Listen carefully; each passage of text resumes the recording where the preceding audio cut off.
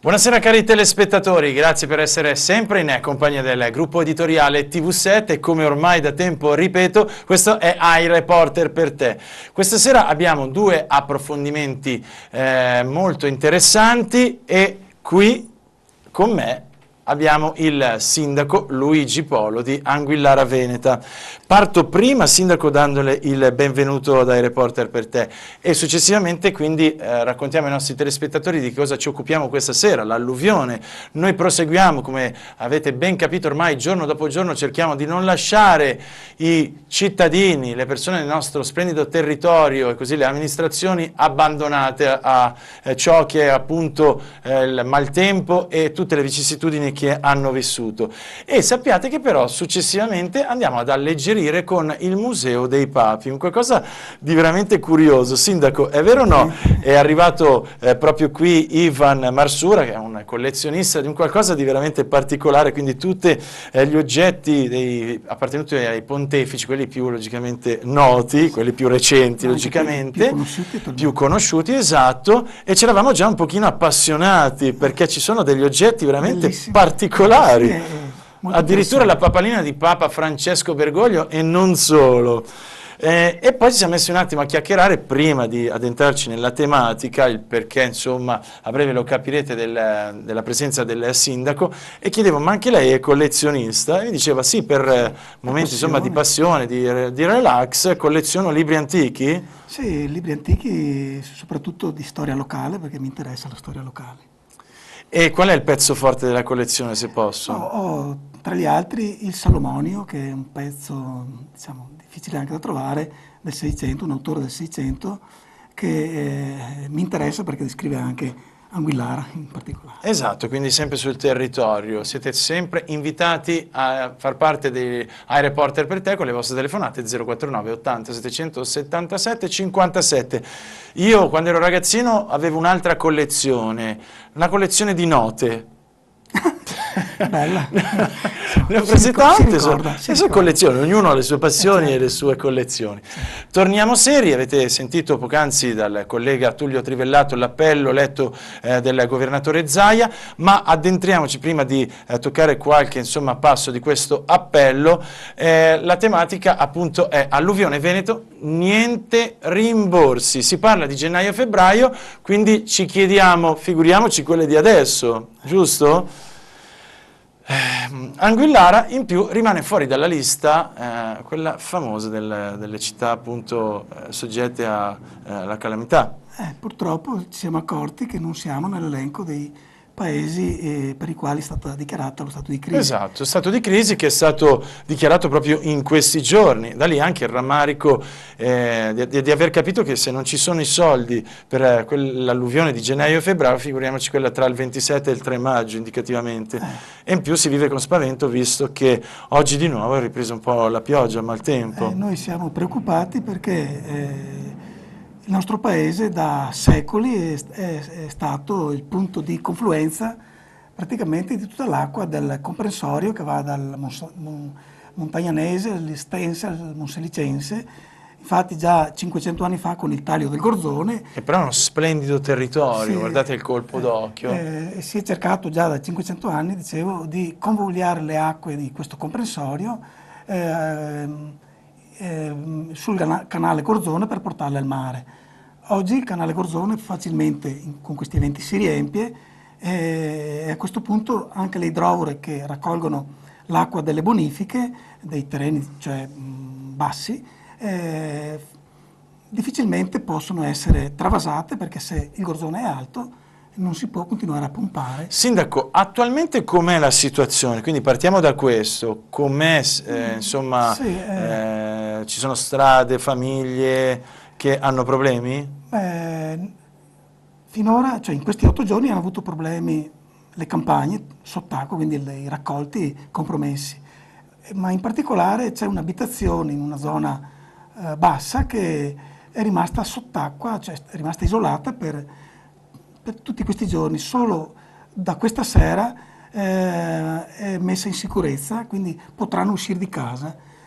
Finora l'hanno fatto con la barca, con i mezzi della protezione civile, con l'aiuto anche dei volontari, dei vicini, hanno voluto rimanere nella loro casa, giustamente, però hanno avuto questo disagio di essere completamente circondati in un'isola. Cioè non felice, un'isola non felice, diciamo in questo caso. Sindaco, lei si è dato una spiegazione sul fatto di essere stato come comune escluso da questa famosa lista? Ma io credo che sia stata una svista. Lei dice una svista? Ma le comunicazioni sono state inoltrate come penso tutti gli altri comuni.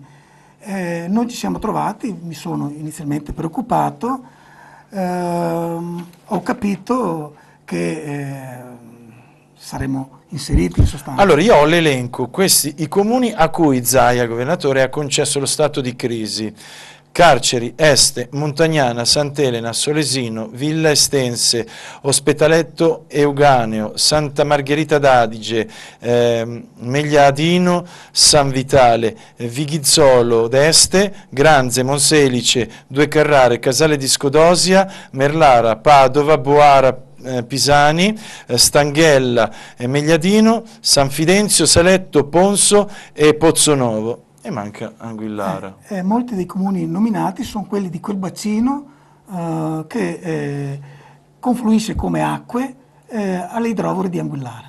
In particolare noi abbiamo due idrovore, una in destra Gorzone, che è l'idrovore del Taglio, e un'altra che è non propriamente nel territorio di Anguillara, che è proprio ai confini, ma comunque è quella su cui diciamo, facciamo affidamento in questi casi, che è l'idrovora di Cagiovanelli. Tutte le persone che sono state presenti qui ad iReporter per te, quindi tutti i sindaci, gli amministratori e chi anche per i vari consorzi, mi hanno sempre ripetuto che la colpa è: bisogna tenere pulite le canalette, bisogna fare qui, bisogna fare là, ma ognuno che mi ha lasciato mi ha detto: la mia paura, il mio sentore è che ci rivediamo a ottobre. Cosa ne pensa, Sindaco? Purtroppo anch'io sono di questo parere. Oramai è un problema che si risolve con interventi strutturali.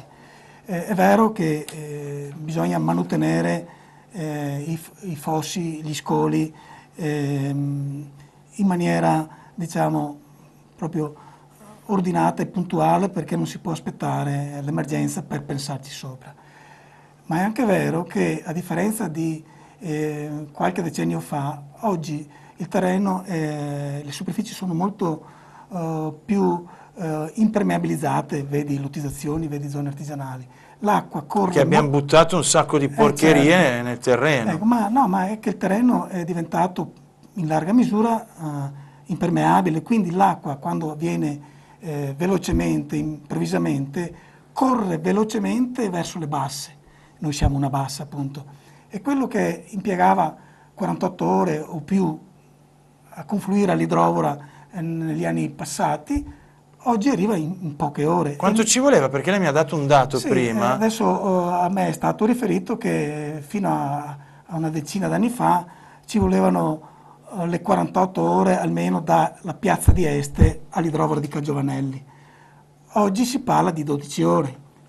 Ecco, se questi dati sono veri, si capisce che la causa è sì l'evento meteorologico e sì magari anche l'incuria sui fossati, ma è anche tanto la situazione in cui si trova oggi il nostro territorio, un territorio che non riesce a far fronte con l'assorbimento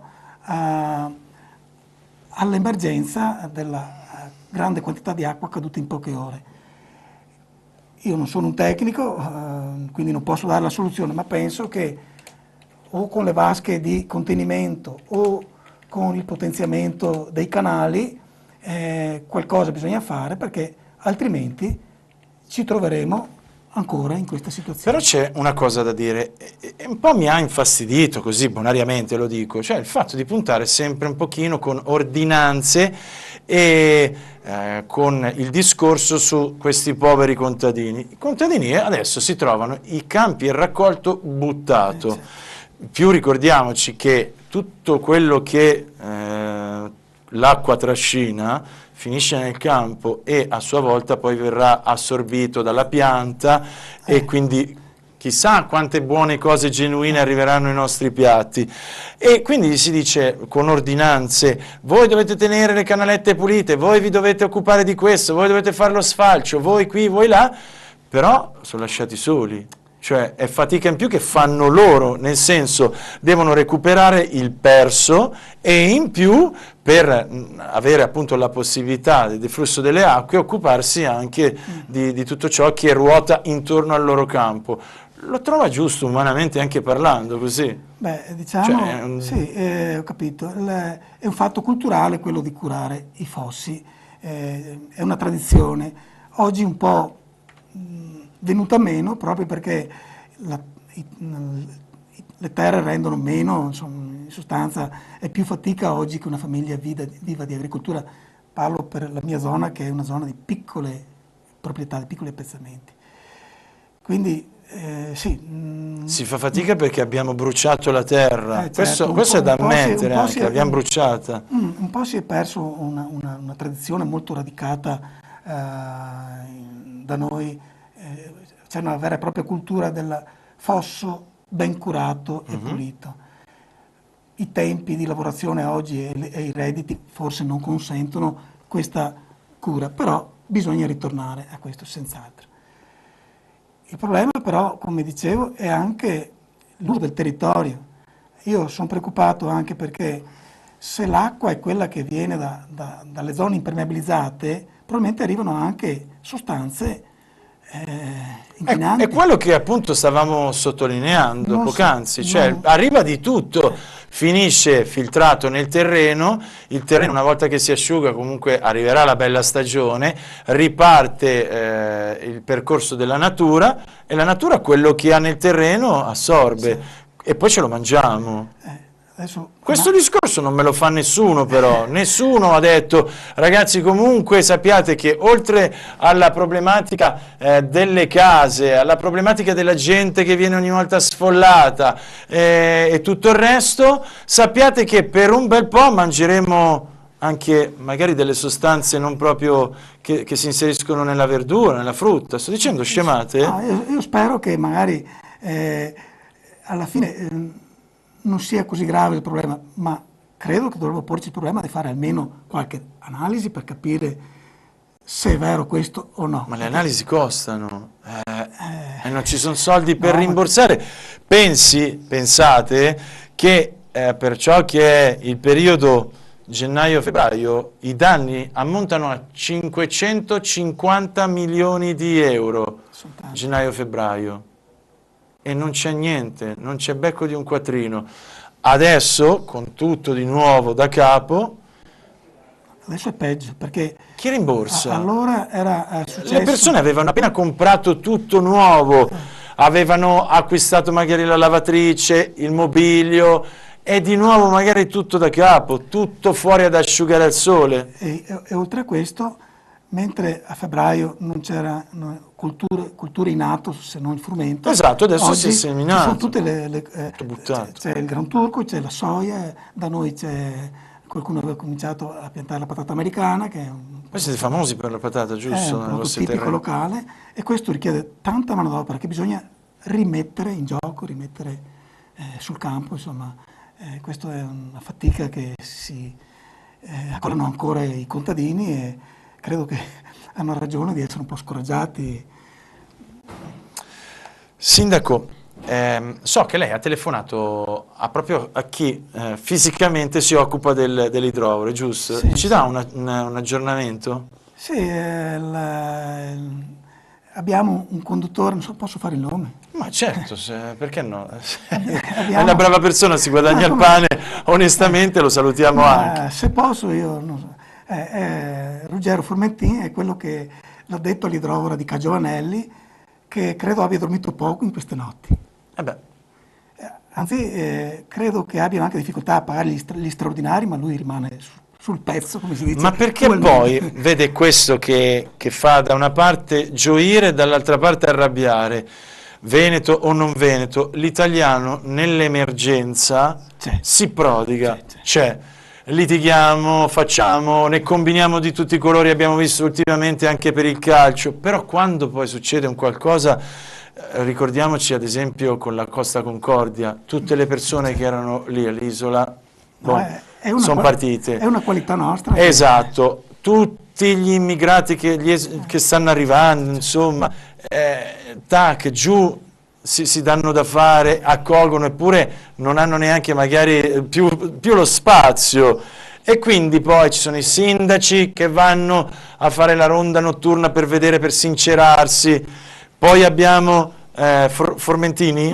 Ruggero che salì volontario alla fin fine, che magari non viene ripagato di tutti gli sforzi e delle notti insonni. Ma poi ci sono i volontari della protezione civile, tutta gente che impiega del proprio tempo libero per dare una mano, quindi anche questi vanno ringraziati perché sono fondamentali. Dove non arriva l'istituzione che ha un sacco di vincoli, oltre a quello economico ovviamente, delle risorse, dove non arrivano le istituzioni, arrivano i volontari, arrivano le associazioni, arrivano queste persone che non si tirano certamente indietro. Sindaco, io ho visto che voi siete proprio sull'Adige, giusto? Sì. E mi sono un po' preoccupato. Invece lei mi ha detto no, Emiliano, guarda, non è preoccupante perché lì gli argini, vedete, questo è proprio il corso del fiume, è tranquillo. È effettivamente così. Eppure questi fiumi spaventano un sacco, ci sono case proprio a ridosso, le vediamo anche, siete proprio a un tiro di schioppo. Siamo sotto livello, perché pensi l'Adige. Appunto, quindi noi continuiamo qui in Veneto con questo grosso errore e non si può far niente. Sindaco, anche lei, tra le tante voci che ho sentito, mi ha detto ma è tipico della nostra regione, è sempre stato così da tanto tempo. Mi sono chiesto personalmente, ma chi è che ha avuto questa brillante idea? Forse serve per fare, quindi essendo sotto, arrivare meglio in caso di siccità, non lo so, l'acqua, però qua in Veneto... per quanto riguarda l'Adige, ora tranquillo, ma ha vissuto un periodo nei secoli scorsi, era vita, ma era anche la paura incombente. Lancio la pubblicità e continuiamo a parlare dell'Adige a breve. Perfetto, Sindaco. Allora, noi, vi ricordo, siamo qui, sentiremo anche l'ingegnere Tonellato per capire se Anguillara possa avere i requisiti, fa sorridere amaramente, i requisiti per essere inserito in questa famosa lista dei 22 comuni, purtroppo, e torniamo a breve. Se vi va, 049 80 777 57, pure godetevi tranquillamente la trasmissione. A tra poco.